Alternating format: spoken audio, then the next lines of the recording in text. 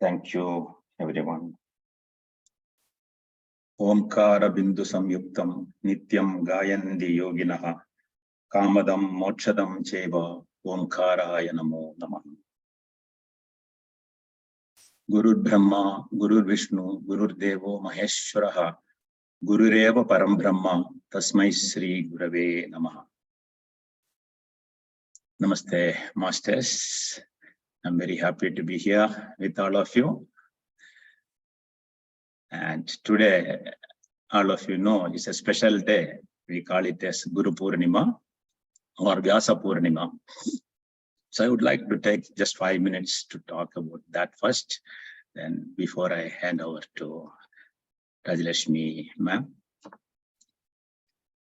See, just now I chanted a prayer Guru Brahma, which most of you, if not all of you, would have learned and will be invoking always before starting anything. Guru Brahma, Guru Vishnu, Guru Devo Maheshwaraha. So this we are taught. But from where all this came, how we started learning, as most of the Hindu families know, irrespective of the background of the people, some teachers would have taught. So this all came from ancient wisdom from our rishis, and how they got it. Let us just peep through that, how all this came. So today, Guru Purnima is also called as Vyasa Purnima. Who is this Vyasa? What is the speciality? So Vyasa Maharshi, again, many of you may be knowing, is the person who divided the Vedas into 4. He compiled, he is not an author. Okay, that is the beauty. Our ancestral knowledge came from the Creator himself, Guru Parambara. So today we salute to all the Gurus, starting from the Creator to the person who is in front of me. So he was known, otherwise known as Krishna Dvaipayana, Vyasa. In fact, Vyasa is not a name, it is a designation, like some of you know, Manu, like Manvantara, changes, like that. Every Manvantara, there is a change of Manu. Similarly, Vyasa comes, Vyasa is still there, he is living. So he comes in every end of the Yuga, the new Yuga. So he is there. So that is why 7 Chiranjeevi, some of you would have heard, are there. He is one among them who has no death. Otherwise, the Bhagavad Gita, Mahabharata, Puranas, all this came because of him. And see, Krishna is there in Mahabharata, Bhagavad Gita, he is the person, right? And if you see who are the Pandavas and Kauravas, their grandfather was none other than Vyasa. So it's like that. So Guru Parambara continues, and how he gave for generations, that means he is Chiranjeevi, that itself shows. So many time comes. So if you see that the time factor, yes, there's a lot of gap, but that is only for us, for the yogis and in the other world earlier. There is no time. They can transcend time and space, those who are enlightened, those who are in that state. So today, why the special is, you know, June 21st, we celebrated as Yoga Day, starting of the summer solstice. After that, the Purnima, the full moon day is today. So today's special, some say it is the birthday of Sage Vyasa. Okay, this most of us accept it. No. And there is also another version that he started writing 18 Puranas. Puranas are stories of all this, from knowledge from Veda Upanishad, the ordinary layman cannot understand. He brought it out in the form of stories, simplified. So 18 Puranas. That is one, and another also says that Brahma Sutra he started writing on this day. Brahma Sutra is the highest knowledge. Okay. And this is called Dakshinayana from June 21st, the sun's journey. So this time until Uttarayana starts, people go for contemplation and reading, etc. And again, practice from the Uttarayana, that is the Makara Sankranti day. Like that it goes. So all scriptures knowledge has come to us because of the greatness of Guru Parambara. So first thing what we do in any Guru place when we go, we always invoke the blessing of the Guru Parambara. So how this Guru Parambara started, from where? For that, listen to this mantra or sloka or sutra, whatever name we call. It's all vibrations, the beautiful language Sanskrit. There is no comparison to that. We are, as Indians, we are most gifted people on the planet, because we got so many rishis, sages lived here and gave us wisdom. And fortunately, still it is not lost because of the way it was taught, one to another by mouth, just by listening, Sravana, Manana, like that. So let us invoke the blessings of all the Gurus, the Guru Parambara. Narayanam Padmabhavam Vasishtam Shaktim Jatatputra Parasharam Cha Vyasam Shukam Gaudapadam Mahandam Govinda Yogendra Madasya Shishyam Sri Shankaracharya Madasya Padma Padam Jahasta Malakam Jashishyam Tamtodagam Vartigakaramanyan Asmadgurum Santadamanatosmi. The Guru Parambara, and the Guru Parambara continues from then onwards. The lineage of Gurus. So what does this sloka mean? Sage Vyasa, where is he standing in this? See, Narayana, and some say Shiva is Adi Guru. There is no conflict here actually. What we follow, we have the freedom as far as our culture is concerned.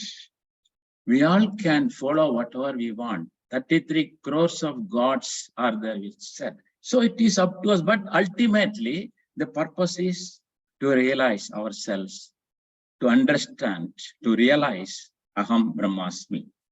That is Advaita, that's why. From Dvaita to Advaita, the fascinating stories of Advaita masters we should understand. In the beginning, there was only Shiva, the eternal consciousness, the first Guru. Narayana floated in the ocean of consciousness with the support of Adishesha, Ananta, the symbol of awareness. When Narayana experienced oneness with the consciousness around him, then you would have seen the Lord Brahma coming from the navel of Vishnu. So Lord Brahma, the creative instinct of the universe, was born. Thereafter, Lord Brahma turned into many forms. That is how the creation have taken place. So Shiva, Narayana, Brahma are the subtle energies governing the working of creation. Then who came next? Narayanam Padmabhavam, then Vasishtam. A Manasa Putra was born, that is mind-born son. Or the individual consciousness was born out of Brahma consciousness. He was Rishi Vasishtha, the most enlightened of human beings. Rishi Vasishtha guided Sri Rama on how to stay centered and equanimous while performing the duties of the world. The dialogue between Rishi Vasishtha and Sri Rama is described in Yoga Vasishtha. And Sri Rama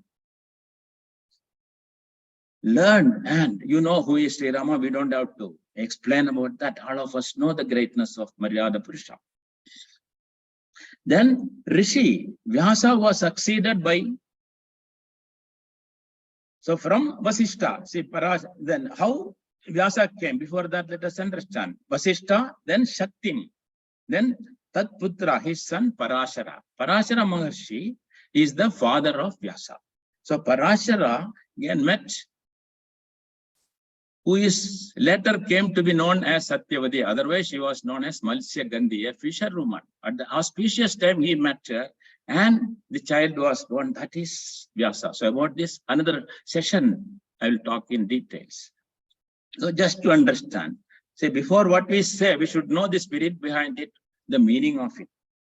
Then Vyasa's son Shuka came, Shuka Muni. And there is an interesting story about Shuka also.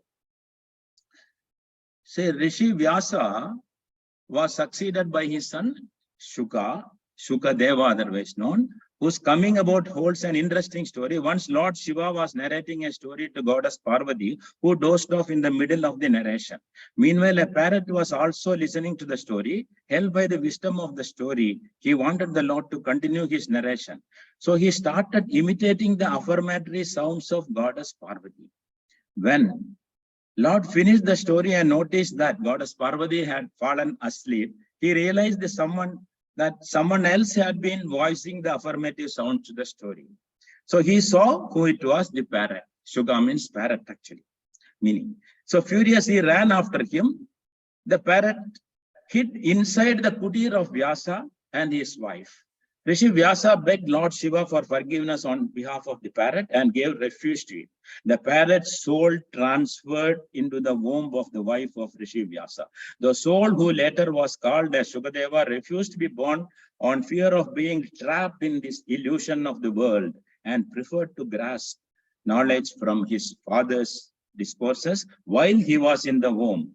So after 16 years, he was born as Shukadeva. So like this, every guru, there is a story. So then came Gaudapada. Gaudapada's also, again, there is a big story how it came. But it's all, we don't know much because all happened thousands of years ago.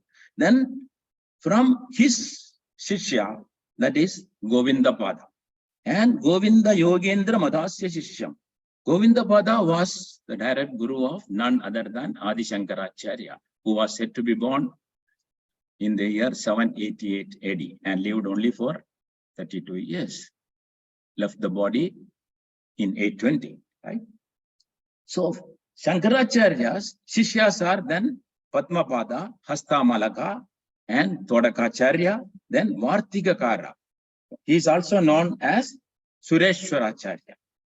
Like that, it came. So we also salute in the other way, simple meditation before we start, we also chant like this. Sadashiva Samarambham, Vyasa Shankara Madhyamam, Asmad Acharya Paryandam, Vande Guru Parambara. So the Gaudapada, Govinda, we don't know much, but about this, we'll again discuss another day. Today, just to understand. Then again, there is a link with the Patanjali here. I will explain this in another session. Patanjali, we pray. What is the prayer we offer? Yogena chittasya padena vajam malam sharirasya cha vaidyakena yopakarotam pravaram munina Patanjalim pranjali ranatosmi. See, he purified our mind by yoga. Padena vajam, purified our language, our grammar.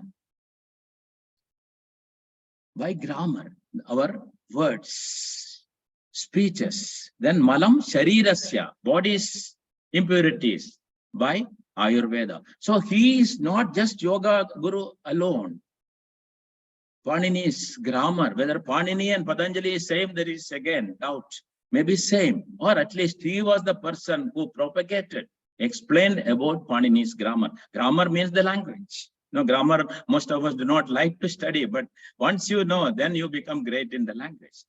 So that Muni, we offer our salutation. The link we will discuss in a separate session. So like this, for me, like this, how I got when I was a child. You know the stories, go to gurus for learning to their place, not like tuition in our house. So I had the opportunity of studying just for nearly 2 years with a guru. I am indebted to him for my life today. And he started with Sanskrit and all that. Amarakosha, Siddha Rupa, and all basic. Then straight away I was put in the 4th standard in the school. I never studied LKG to 4th standard. Okay. So I am in that, because of him, I am sitting here and able to say something. Same way, Yoga Guru, Dr. Nagendra ji, Swami Vivekananda Kendra is there in Bangalore for the last 4 decades. And he is the Yoga Guru of me. Yoga means not just asanas, the principles of yoga. And he is also the Yoga Guru of our revered Prime Minister Modi ji. So I am indebted to all of them. And then as I travel in my life, I got another guru. Here, Shiksha Guru and Diksha Guru has to be differentiated. This is like, we say Guru, commonly we are talking, he is Guru, Bharat is Guru, this is Guru, like that. They are all teachers. Guru, there is a subtle difference. Guru is beyond. Guru is always with us. A teacher teaches a language and over. His job is over, that's all. So it is beyond that, who handhold us throughout our life, and that will stand in time of need. Like that, I got in touch with Guru. Appeared, we say, it happened in where I was taking yoga classes, another divine mother appeared there. I call as Guru Mata, more than 20 years back. So like this, many would have got gurus. From them you would have got the knowledge. They have got from the Guru Parampara. So they initiate us into spirituality. That is called mantra diksha or initiation. Simple. So many ways they do it. Like Ramana Maharshi, just a look is sufficient. For some, just a touch is sufficient. But every real guru wants every shishya, every disciple to become a guru, one with the guru. That is their goal, to become Brahman. So to understand that the Brahman is our guru, both are same. That is why it is that Brahman is nothing other than guru. So how do we know about this? This is explained by none other than in the dialogue between Parvati and Ishvara, Shiva, in Guru Gita. Those who have not heard of it, please go through that. There are 182 sutras in that. Number may be more in some books, doesn't matter, but the essence of Guru Gita, it's a dialogue. There, who is Guru is explained, and the essence of Guru. So just 2-3 few stanzas I will just chant, just for introducing you to the essence of Guru Gita. Ajnana timirandhasya jnananjana shalakaya chakshuhu unmilitam yena tasmai Sri Gurave Namaha. Because of ignorance, my eyes are blind. Please open my chakshuhu. This is the prayer, salutation to the Guru. Then comes next, you see, salutations to Guru. Then it is said, Tvam Pida, Tvam Cha Me Mada, Tvam Bandhus, Tvam Cha Devata. Samsara Pratibodhartham Tasmai Sri Gurave Namaha. Salutations to Sri Guru. In order to receive the true understanding of the world, I consider you to be my father, my mother, my brother, and my God. It is not the other way. We say father is God, father is Guru, mother is Guru, like that. Actually, it is the other way. Guru comes as everything. It's a slight difference here. Then, see, we talk about witness consciousness. All these are explained in Guru Gita. Atrinetra Sarvasakshi Achatur Bahur Achyutaha Achatur Vadano Brahma Sri Gurur Kadida Priye. So it's a dialogue, I said, Parvati and Parameshwara. So Parameshwara says, oh dear one, it is said that Sri Guru, that is Shiva, the witness of all, but without 3 eyes. He is Vishnu without 4 arms. He is Brahma without 4 faces. Oh, the Guru is everything.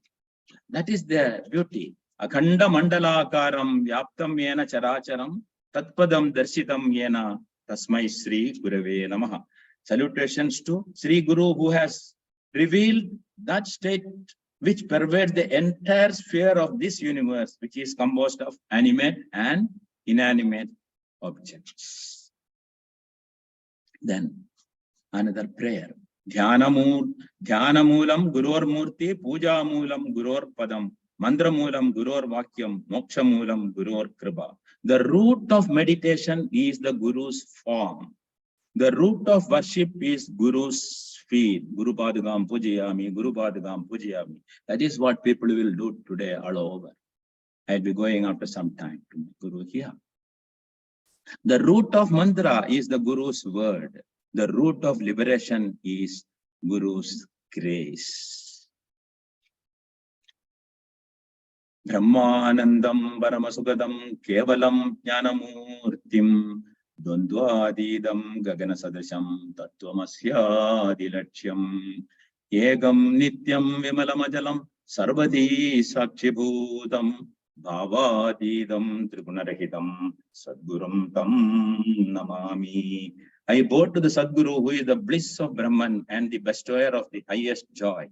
He is absolute. He is knowledge personified. He is beyond duality, all pervasive, like the sky, and the object of the great Upanishadic statement, thou art that, Tattvam Asi. He is one, he is eternal, he is pure, he is steady. He is the witness of all thoughts. He is beyond all modifications of mind and body and free from three gunas. Then just with one more stanza, I will stop here, which will have link to our Master Rajalakshmi while taking us to meditation, I hope.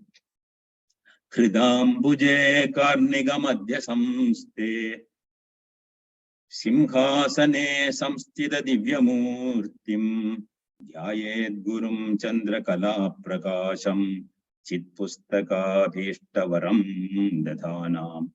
Meditate, Shiva says to Parvati, for us. So Parvati was initiated here. Diksha was given, Guru Diksha was given to Parvati by Shiva. That is the starting point of our spirituality. How all this Guru Parampara started. So Shiva says here, meditate on the divine form of the Guru, seated on the throne. Where is it? Situated in the center of the pericarp of the heart lotus, shining like the crescent of the moon, holding the book of knowledge and mudra, Abhaya Hasta, both can see in the idols, and bestows the desired boon. So, Chaturvidha Purushartha Siddhyarthe, Jabe Viniyogha, we say always, for all. Say, Kamadam Mochadam Jeva, Omkaraya Namo Namo. So, for our desires, here, material as well as beyond that, we will get by chanting, by understanding, contemplating on Guru Gita. This is what the essence of Guru Gita. So from that, all scriptures, all knowledge is passed on to us. So let us all be grateful to all the Gurus, the Guru Parampara, and to the physically present who are all here to make this possible, to pass it on to the next generation. I am grateful. My salutations to everyone and Mr. Ashok, whom I could interact, just like that universal connection more than 2 years back. Thank you, everyone. Thank you, thank you, thank you. Yeah, thank you, Parmeshwar sir, for the beautiful saying. And now we are inviting Rajalakshmi ma'am and all of you. And Rajalakshmi madam is from Vizag, India. And she is been into spirituality from such a long time, and she is sharing her wisdom and with us.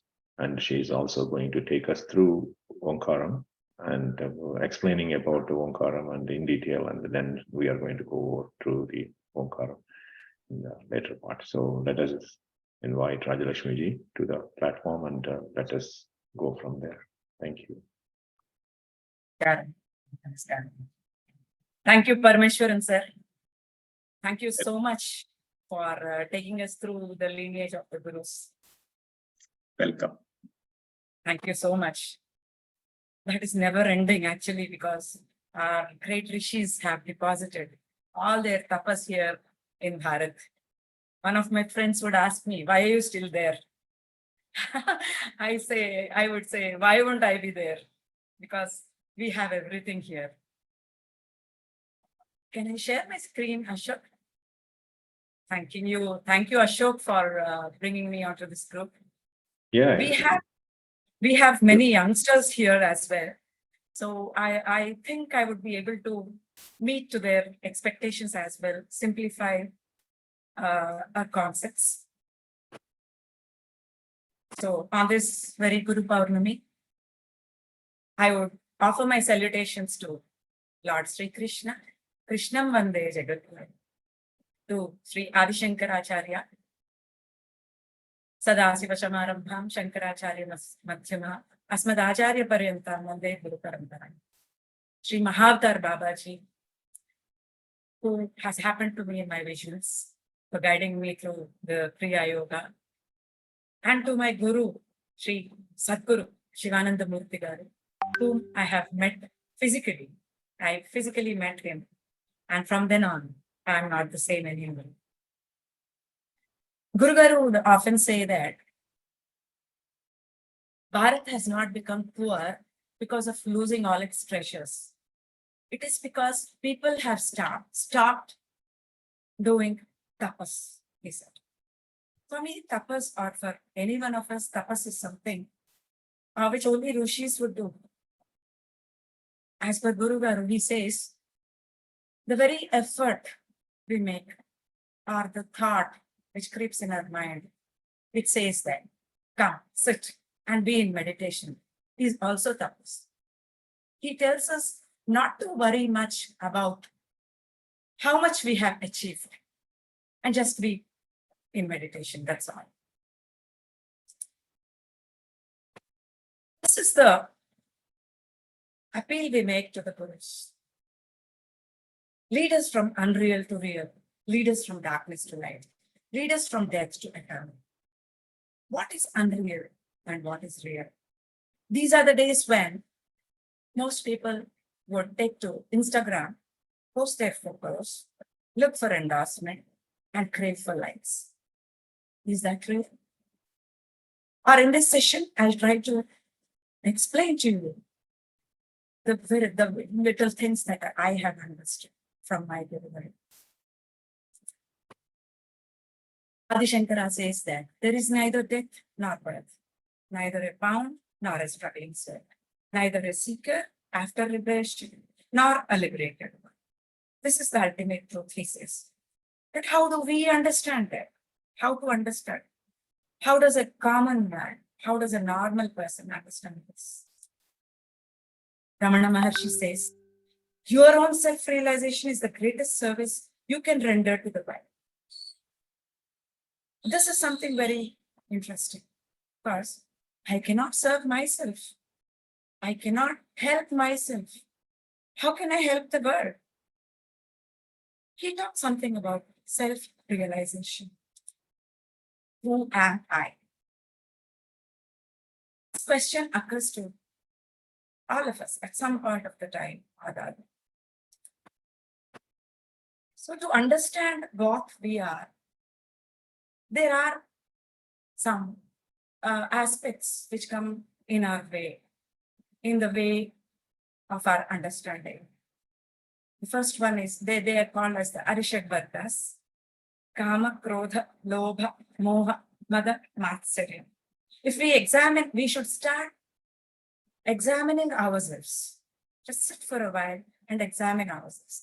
The recurrent thoughts that we come across or that happen to us will fall in either one of these categories. Either it would be an intense desire for a promotion, for a hike, or a desire for somebody, or you are very angry with somebody. You want more. It's called lobha. You are attached to your spouse, a child, or to your status, to your positions, and you feel that I am somebody very great, a sense of I-ness. Or you are jealous that somebody else has something more than you or me. So most of the thoughts fall in one of these categories.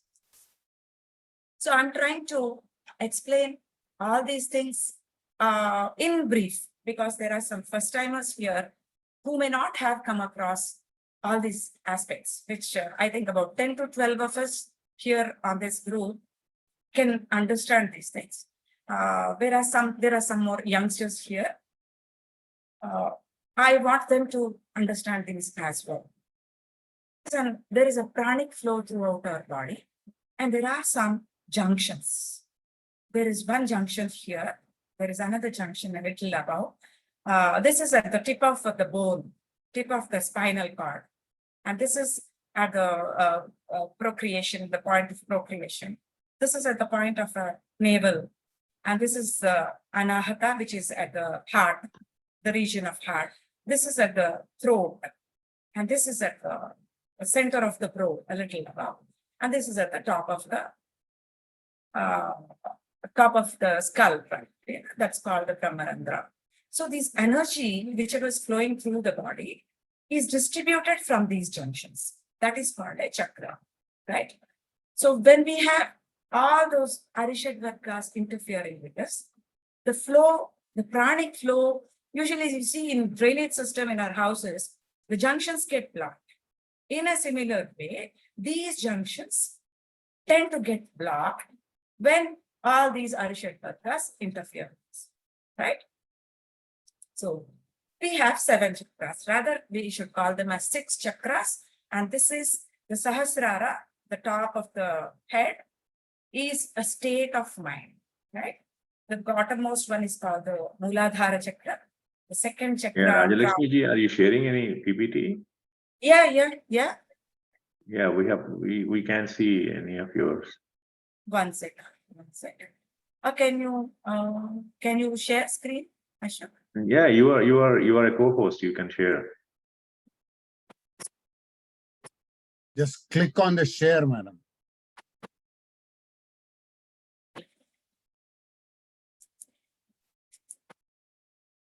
Yeah, in your bottom, actually, you can share screen. Yes. Are you able to see that? No, not yet. Shall I send it to you, Ashok? Yeah. Some glitch here. Could you just give me a minute, please? Yeah, sure.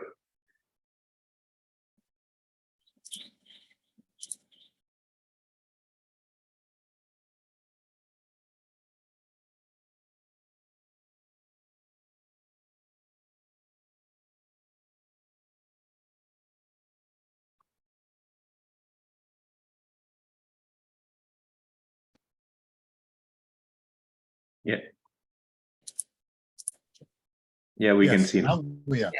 Yeah, sorry. You didn't miss much. For the youngsters, these are the chakras I've shown you. The Shat chakras, we call them. These are the junctions from which life force or the pranic energy goes to various regions in our body. I was in this slide here. These are the Shat chakras. This is the Sahasrara, which shows the state of mind. So you can examine yourself and you can know where exactly your blocks are there. When you don't trust people around you, when you don't have a sense of existence, it means the Muladhara chakra is blocked. In a similar way, you are not creative, your sacral chakra is blocked. So these are the various aspects. So generally we tend to use the word chakra, and therefore I'm showing you this. Okay. We commonly use, which is called the kosha from the Taittiriya Upanishad. We are not one.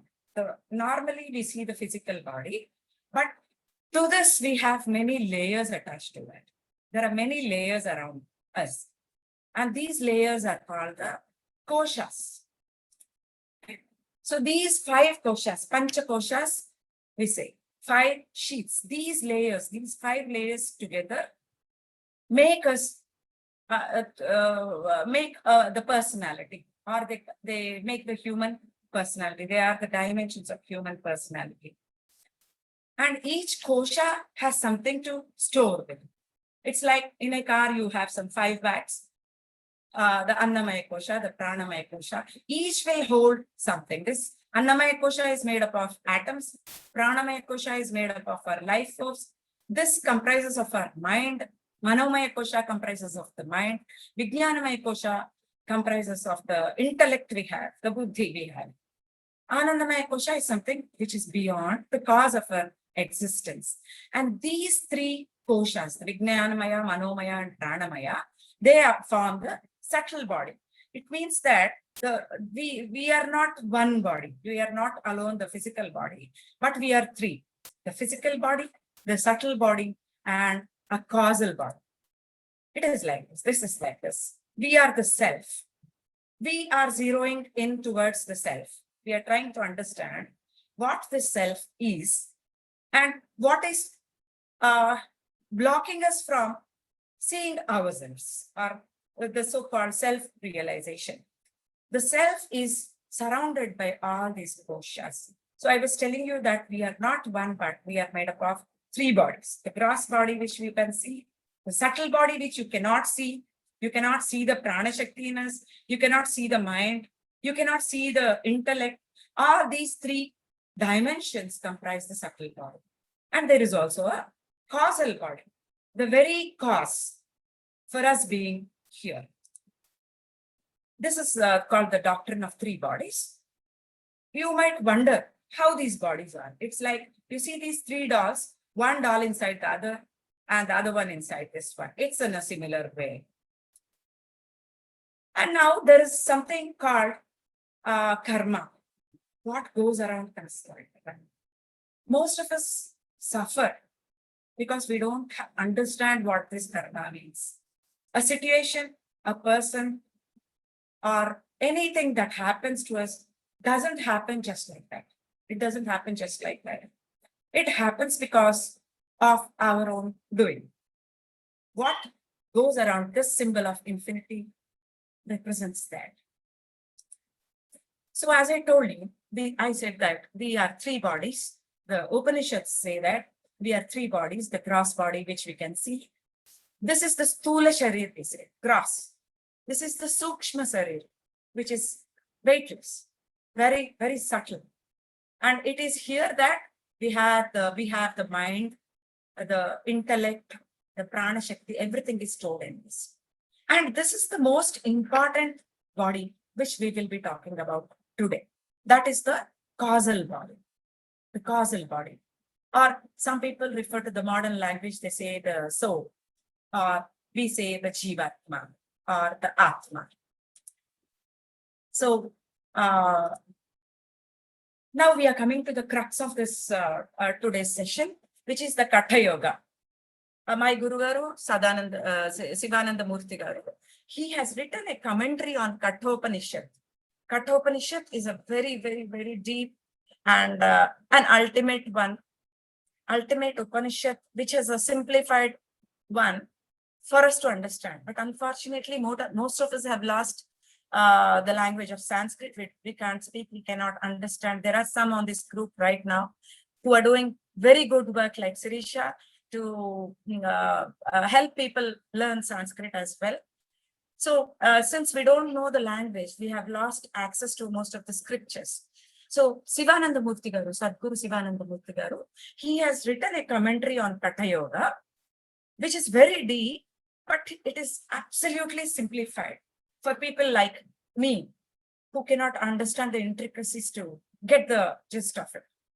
The yogic, very deep yogic interpretations were very well appreciated by the Kanchipitham, Pithadipati, and others as well. So what is the biggest fear? The fear we have discussed for about 2 hours on the topic of fear. The biggest fear for most of us is the fear of death. So Sadguru Sivananda Murthy Garu, he helped us understand that death is not that which happens to us physically. It is something which happens to us on the thought plane. It happens to us on the thought plane. So the freedom or the liberation from death is nothing but liberation from the thought of death. The thought of death. Why do we fear? What if I die? Who will take my car? Who will take my properties? So I will not be able to enjoy all that. So I want to be here all the time. So mostly we identify ourselves with our body, with our mind, with our desires, with our sensory organs and other things. That is what Adi Shankara's Nirvana Shatakam says. He says, you're nothing of that, you're something else. Even about Nirvana Shatakam, we had about 1.5 hour session on the other day. So the freedom from all this can happen only when we understand that we don't die. So who doesn't die? But physically I'm dying, but there is something else. There is an essence which is a part of us which does not die. So that is what Katha Yoga says. This Katha Yoga is from the Kataka Upanishad or the Katha Upanishad, where this little boy, Nachiketa is the son of sage Vajasrava.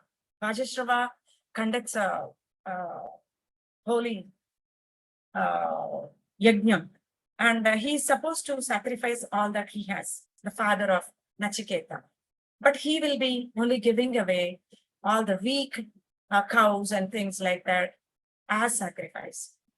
Because he still, even after conducting the holy rituals, he could not detach himself of his possessions. Then this little boy says, he wants his father to give him away as sacrifice because the father likes this boy very much. Then the father gets very much irritated.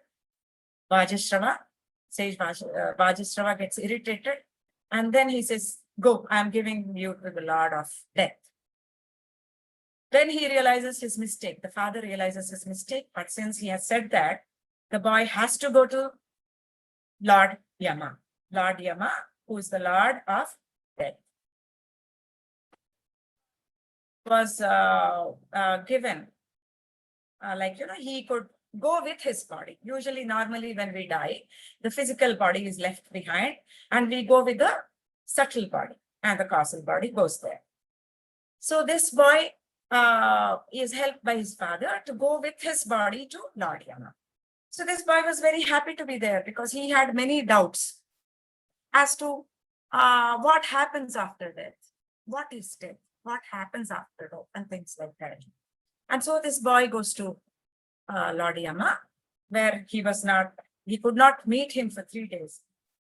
And after 3 days, Lord Yama gets to know that this boy has been waiting for the past 3 days and he rushes to him because he is the guest there. And then this boy is blessed with the knowledge of self. Apart from some other boons, he's given the Atma Vidya. That is where we are going to discuss now. So this boy gets the Atma Vidya because once a person gets this knowledge, this is supposed to be a very secret knowledge, and none of us sitting here are undeserving. We are all deserved. Unless we are deserved, this knowledge does not come to you. Just believe me, it doesn't happen. It doesn't come to you unless you are deserving. The very understanding that you're sitting here in this session today and listening to this means that you are very important and there is something more that you have to do. So Lord Yama explains to the little Nachiketa that the self is very subtle. You cannot see that. Subtler than the subtlest, greater than the greatest. And he also tells that it dwells in the heart of each living. Unfortunately, we tend to search for our happiness externally. We look for happiness in our children. We look for happiness in the spouse, in the parents, in our possessions, externally. But this is some very great knowledge which helps us in internalization, in traveling in an inward direction. He is who is free from desire and free from grief with mind and senses. Senses are tranquil, beholds the glory of Atman. And here's the difficult aspect for all of us. 10 years back, I was never the same. Definitely, I was never the same. How to free ourselves from desire, how to free ourselves from grief. Grief. We grieve about many things which are happening. Why me? Why are they happening to me? as I've told you in the previous slide, karma. We have to accept that it is our own doing. And it is not going to stay, it is going to go away. It is only a passing cloud. And only suffering can cleanse us. When you undergo the suffering with understanding, then it becomes easy for us. And there are some techniques or methods which will help us free ourselves from various desires, free ourselves from grief, where the mind becomes stable and the senses are tranquil. And that is called the Atma Vidya. And now this whole Katha Yoga is woven, or it goes around the Anahata Chakra. This is the reason why I had to show you some chakras. I was telling you, Mooladhara, Swadhisthana, Manipuraka, Anahata. It is here. So this Anahata Chakra, imagine this as energy. This energy will bloom like a 12-petaled lotus when there is no block there, when there are no energy blocks here. It will bloom like a flower. Like a 12-petaled lotus, it blooms. The Katha Yoga derives its name from, see here, most of us know Hindi and Telugu. Ka, kha, ga, gha, nya, cha, cha, ja, cha, ini, ta, tha. These letters or these energy syllables will help us open that 12-petaled lotus. When you say Om, Kam, Om, this petal will open up. Normally, for most of us, this is like a lotus which has not bloomed yet and which is looking in a downward direction. For most of us, the energy is blocked there. So this 12-petaled lotus is not open. It is not bloomed. It will not bloom for most of us. And it is looking in a downward direction. It is like a bud. To open that, each petal, you have to work on each petal with this energy syllable, right? So it is a yogic method. As Parmeshwaran sir was saying, yoga is not physical exercise. It is the union of ourselves with the true self or with the Paramatma. So these are the energy syllables which will help us in opening that 12-petaled lotus. And now this is a very important aspect which has been taught in the Katha Yoga. This Vidya is also called as the Dahara Vidya. See, most people, they give gifts to their lovers in the form of a love symbol. Most of us know that. That actually has come from this. There is a place inside the heart. In the previous slide, you have seen the Anahata Chakra, right? The heart chakra, which is at the center of the heart, right? But the spiritual heart is slightly towards the right side. And there is inside this 12-petaled lotus, imagine a space, an empty space. This empty space is called the Dahara Akasha. This Vidya is also known as the Dahara Vidya. So it is important for us to know how to meditate, where to meditate, on what to meditate. That is, on what to focus, where to sit. Most of us travel to various caves outside externally, sit there, feel happy and come back. That is also helpful because all the energies there from the previous rishis will help us. But the most important, this knowledge of the self tells us to get inside our Dahara Akasha, get inside the Anahata Chakra and sit there. What is the size of this little one sitting there? So, the Katha Yogam, which has been beautifully explained by Sadhguru Sivananda Murti Garu.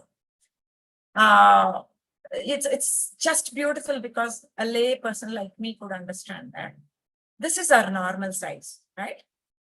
You have to reduce yourself to the size of an inch. Just close your eyes and imagine yourself to the size of an inch. Angushtamo is the thumb.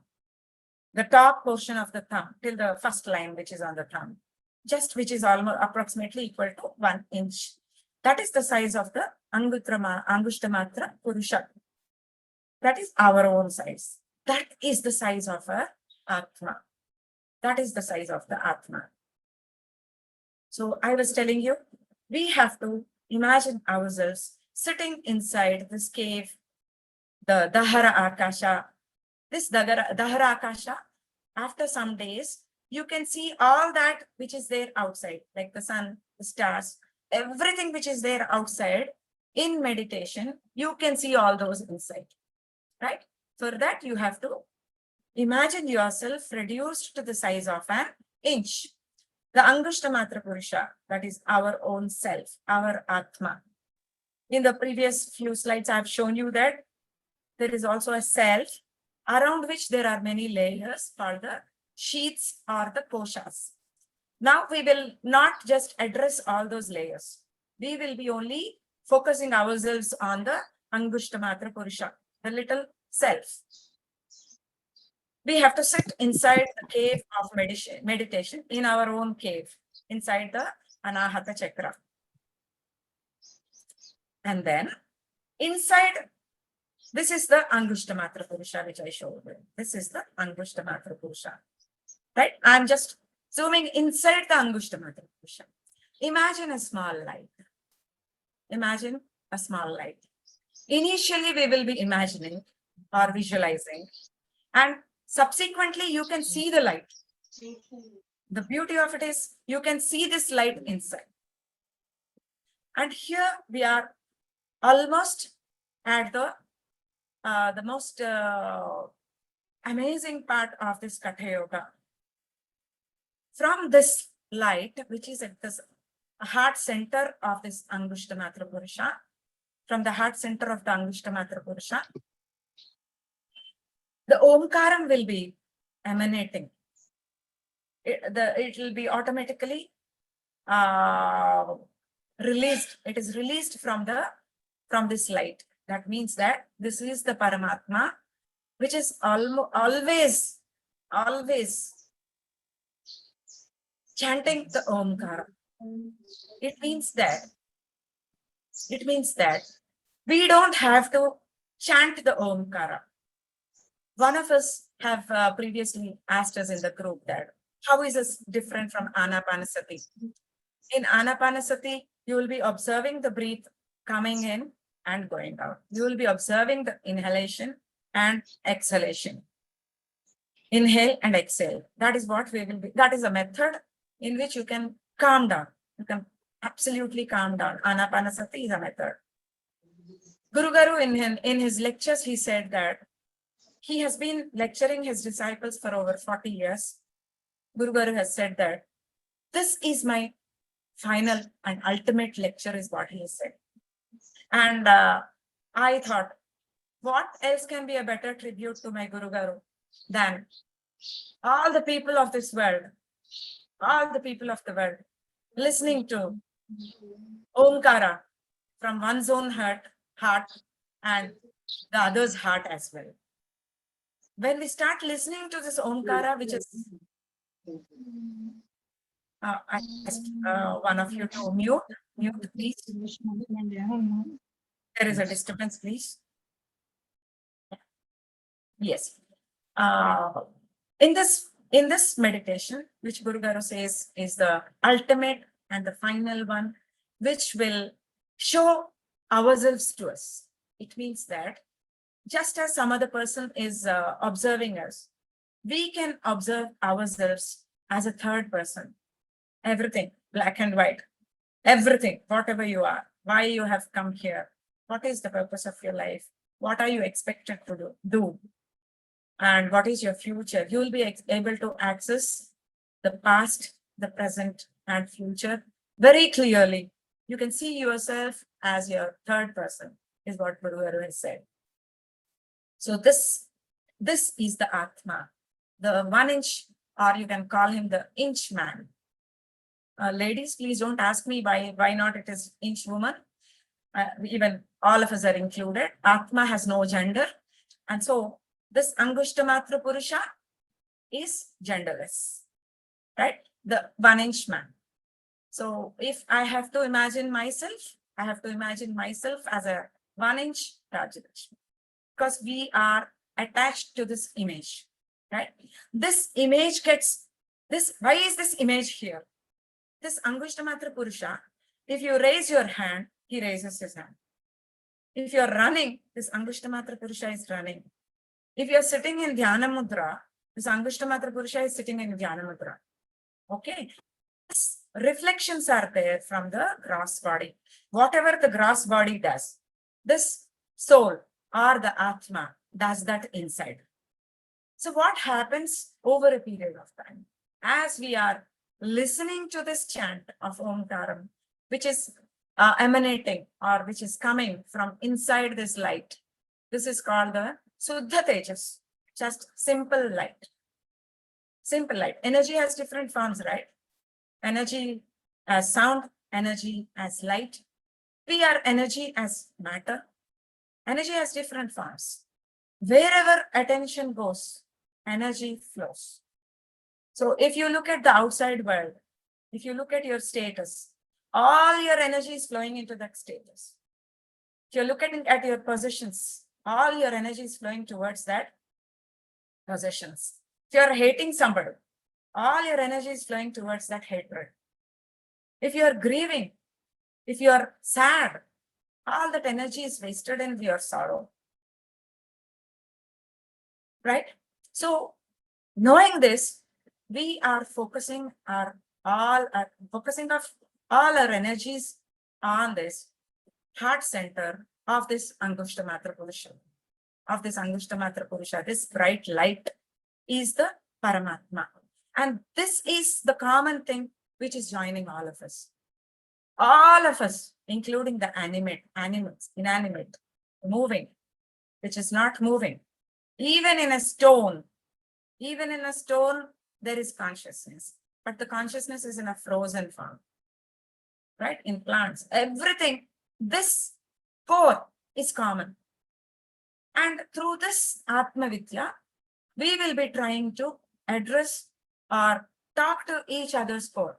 If you want to help somebody who's suffering from some illness, somebody who's suffering from a situation, first, we should start listening to the Omkaram, which is coming from inside our Anahata, from this Suddha Tejas or the Paramatma.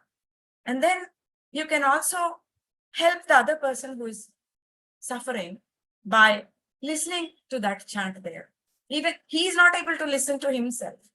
So we will improve our powers, which will help us to listen to the Omkaram of the other person as well. We will be able to reach a position where we will be able to trigger the other person's inner strength as well. The simple thing that we will be doing is we will be listening to this Omkar. So because there are so many clouds, as I've shown you, many sheets, there are so many things which are disturbing us, which are enveloping us, we are not able to listen to this Omkara.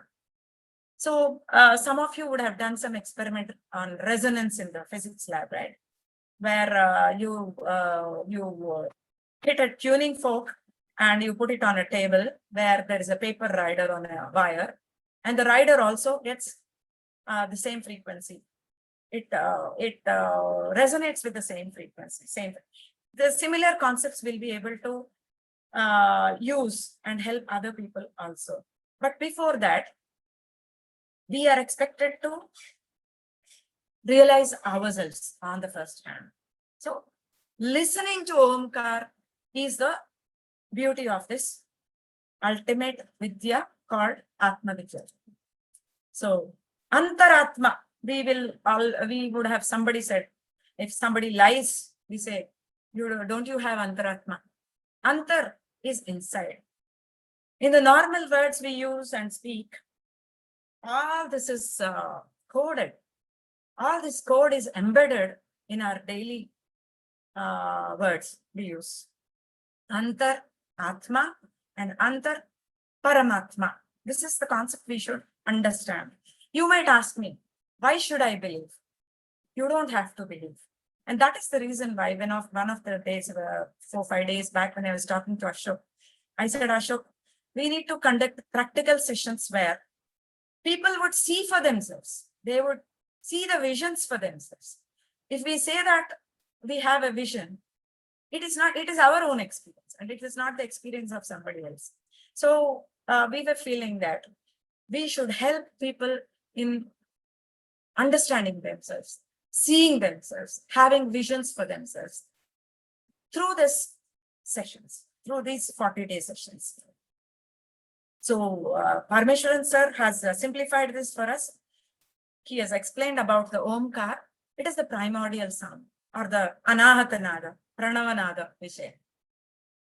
The first sound or this sound when the universe or the cosmos has come into existence.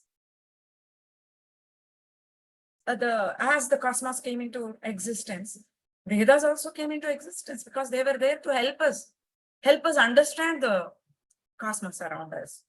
So it is a source as well as manifestation of the source. So manifestation of the source is the catchword here, or the line to be underlined, word to be underlined. So if manifestation, we will see for ourselves. We can see for ourselves. It pervades the entire creation. All of us are, all the core, every core is resonating with this Omkar, which is about, I think, 439 hertz or so. So all the animate and inanimate things are resonating with this Omkar. So once we join the game, it is simplified. It is like, a wave comes out of an ocean once in a while. We are like that. There is no ocean without a wave, is what Guru Garu says. We are a part of the ocean. How to believe that? This Omkaram will help us understand that. The frequency, right? Everything has its own frequency, and all the things are vibrating with the frequency of Omkaram. This is the soundless sound, which is present everywhere, including us in everything and including us. So Mandukya Upanishad tells us a lot about Omkaram, completely about Omkaram. It says that it is the entire world. So how to believe this? So let us meditate for 40 days and we will understand.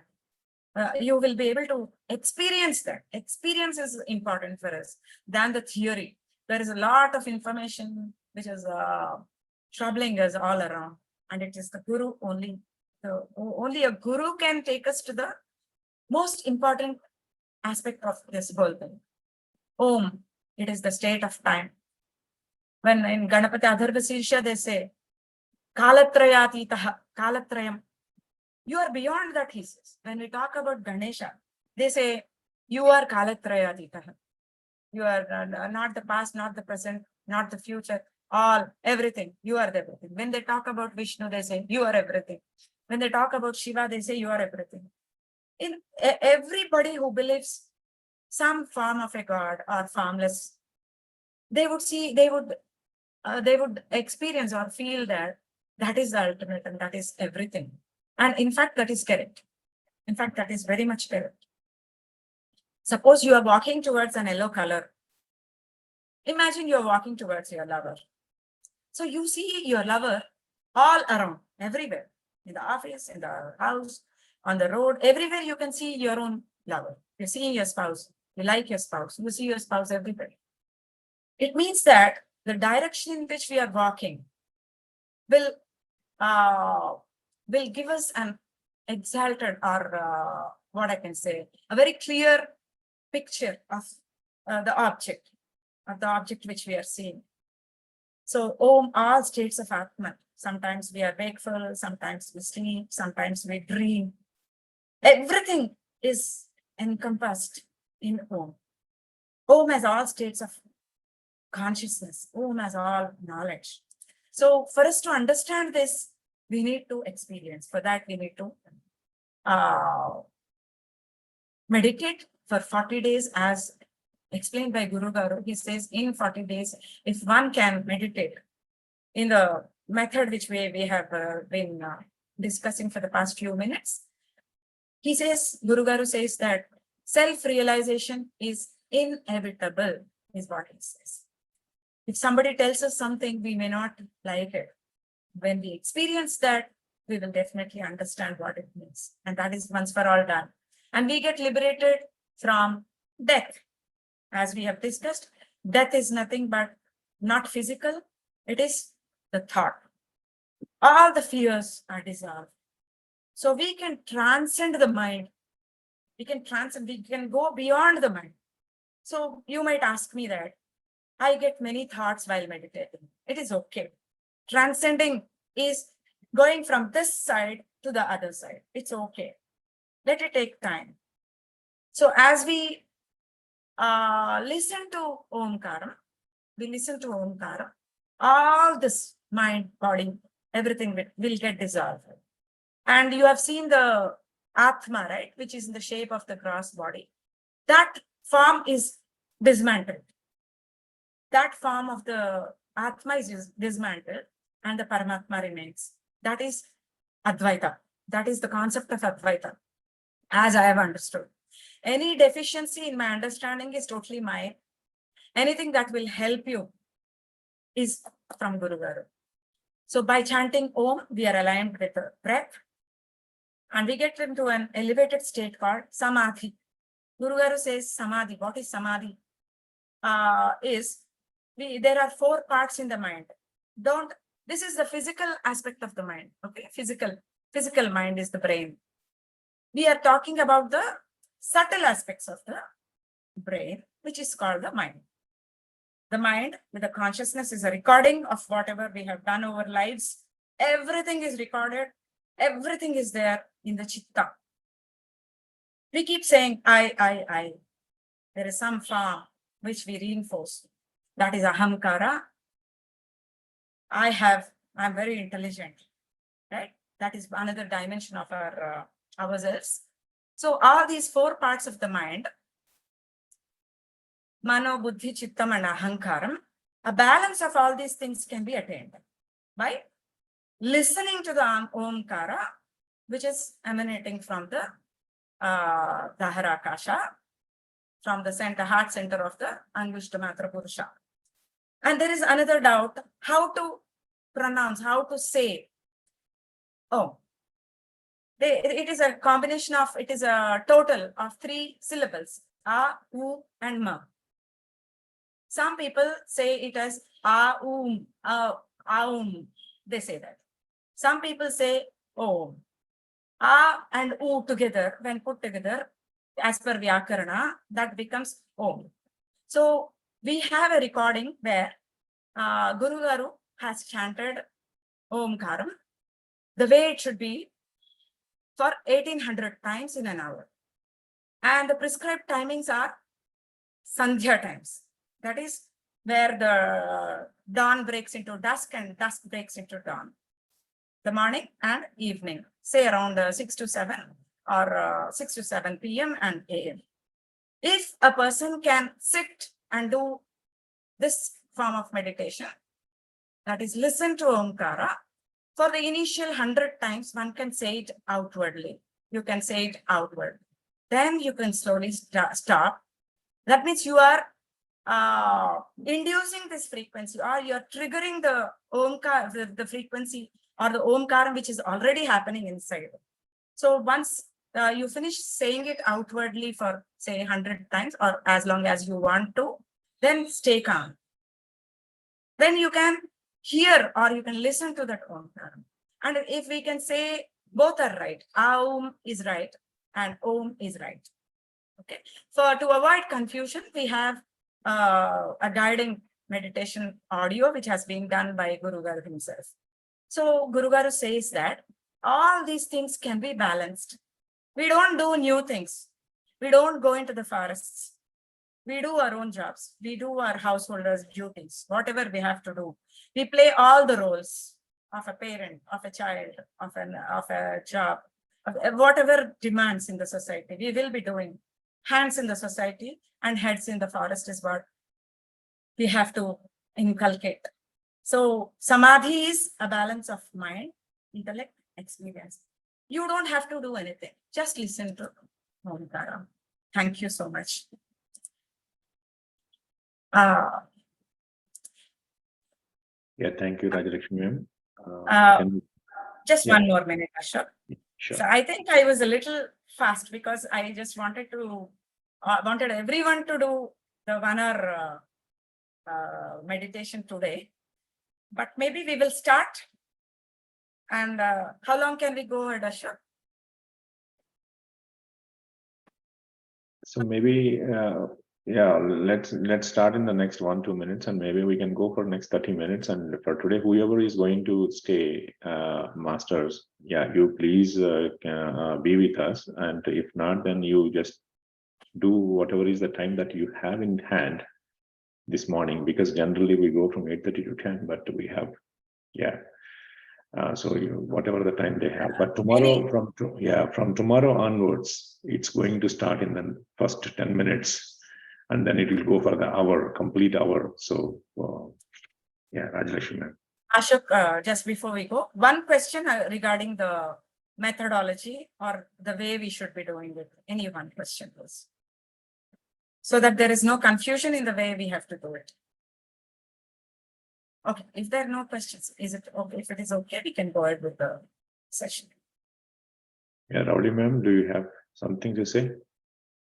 Yeah, ma'am. I just wanted to know, like, is there any breathing space that we need to do? Like you said, it's done 1800 times in an hour. So, like, how far? I'll tell. The 1 hour audio will also be shared with you in the group. So I suggest that, as per Guru Garu, you do it in the evening also. The breathing space, everything is taken into account by Guru Garu. Just follow that. That's all. Oh, You don't have to invest your mind in that. Just follow. okay.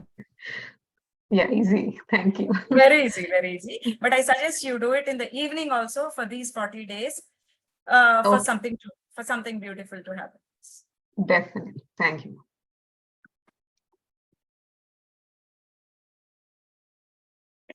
Namrata. Yeah, Namrata, masters, if you have any questions, just raise your hand. I think Namrata has a question about the 1-inch man. Yeah. Namrata, yes. Namrata ji, you are unmuted. Can you? Yeah. Yes, I wanted to ask you, you said that the 1-inch a person that we have to imagine ourselves to be 1 inch, that is, you said the Atman, but is it the physical body that we are going to see when we are doing the 1 inch, like when we visualize? It's okay, Namrata, I got you. Anything subtle is not like a gross thing, the one you can see. It's almost like a vapor. But the form resembles you. Because you are attached to the form, that form is there in your own shape, which is like a vapor. Initially, it's okay even if you imagine the gross form. As you go into the depths of meditation, that form is dismantled. Okay. Going to the unknown through the known. Yes, Yeah. exactly. Yes. Yeah, and you know, I am a yoga teacher in New Jersey. So I've been telling people about, we are all vibrating at the Om sound. It's so amazing that I'm here at this meditation at this time. Happy you are here. Yes. I want more and more youngsters to be here because, this will help you in your daily life. Already you're all very successful, but the inner balance, you get it from this. Yeah. And imagine a world where everybody is resonating at the frequency of Omkar and listening to the Omkar of the other person. That solves it all. Beautiful. Yeah. Yes. Thank you. Thank you. That is our agenda, and that is what we have to travel towards. Yes. Thanks, Thank you. Yeah. Yeah, sure. Thank you. Yeah. Okay. Can you stop sharing, Rajalakshmi ma'am? Yeah. Okay. Good. Can I start? Yes. Yeah. Everyone, I am going to start the Guru Gari Omkaram Nadam, and you all, as Rajalakshmi ma'am has mentioned a little while ago, so you can chant Omkaram, and you have to close your eyes. Okay, so you can do that just right now. And from now onwards, yeah, please all close your eyes. You can sit comfortably. Yeah. With the hands on your thighs. Comfortably. And just flow, Yeah, flow with it. Just flow. yeah, just for 2 or 3, take some good small light inhales and very slow inhale and a very slow exhale for two or 3, and then you can start listening the Omkaram and you can just go from there.